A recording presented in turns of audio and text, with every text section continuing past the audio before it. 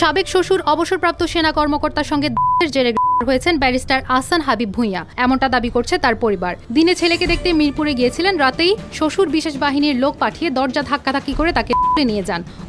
এমনটাই বলছেন তারা। গ্রেপ্তারের আগ মুহূর্তের ভিডিওতে দেখা যায় গভীর রাতে সাদা পোশাকে বাইরে থেকে দরজায় সজোরে ধাক্কা দিচ্ছে কিছু লোক। এরপরই গ্রেপ্তারের ঘটনা ঘটে। ব্যারিস্টার আহসান হাবিব আওয়ামী লীগের কেন্দ্রীয় উপকমিটির সহকারী সম্পাদক। পুলিশ জানিয়েছে সন্ত্রাস বিরোধী আইনে গ্রেপ্তার করে আদালতে সোপর্দ করা হয়েছে তাকে। এদিকে আহসান হাবিবের ফেসবুকে দেখা গেছে আগের দিন বিকেলে তার সাবেক স্ত্রী আয়েশা আক্তারের সঙ্গে দেখা করতে মিরপুরে গিয়েছিলেন তিনি। সেখানে সাবেক শ্বশুর অবসরপ্রাপ্ত ব্রিগেডিয়ার জেনারেল আতিকের সঙ্গে কথা কাটি হয়। এর কয়েক ঘন্টা পর রাতেই তার বাসায় সাদা পোশাকে বেশ কয়েকজন হাজির হয়ে তাকে নিতে চায়। এক পর্যায়ে ভোররাতে গ্রেপ্তার করে গুলশান থানা পুলিশ।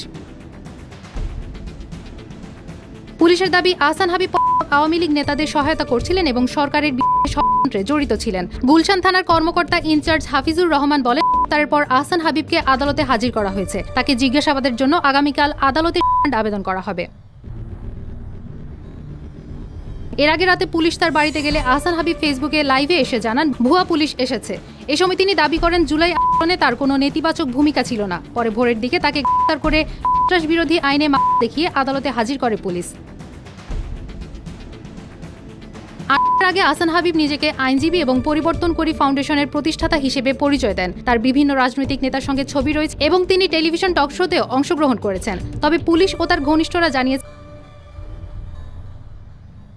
সরকারের সম্ভাব্য অনুমান করে গত বছরের 17 জুলাইয়ের পর থেকে তিনি সরকারের কর্মকাণ্ড সামাজিক মাধ্যমে চালাতে শুরু করেন। কিন্তু সূত্র জানায় সরকার পর সাবেক যুবলীগ চেয়ারম্যান ওমর ফারুক চৌধুরীকে হাবিব তার বাসায় আশ্রয় দিয়েছিলেন।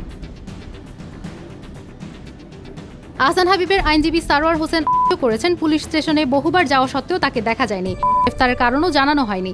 এটি সংবিধান ও সিআরপিসি অনুযায়ী তার অধিকার লঙ্ঘন।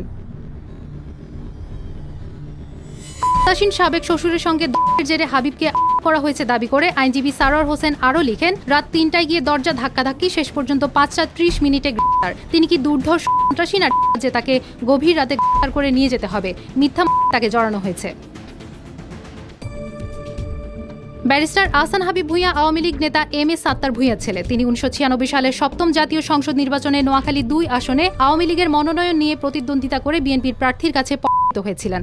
এছাড়া তিনি ঢাকা অ্যাক্টিং মেয়রের দায়িত্ব পালন করেছিলেন।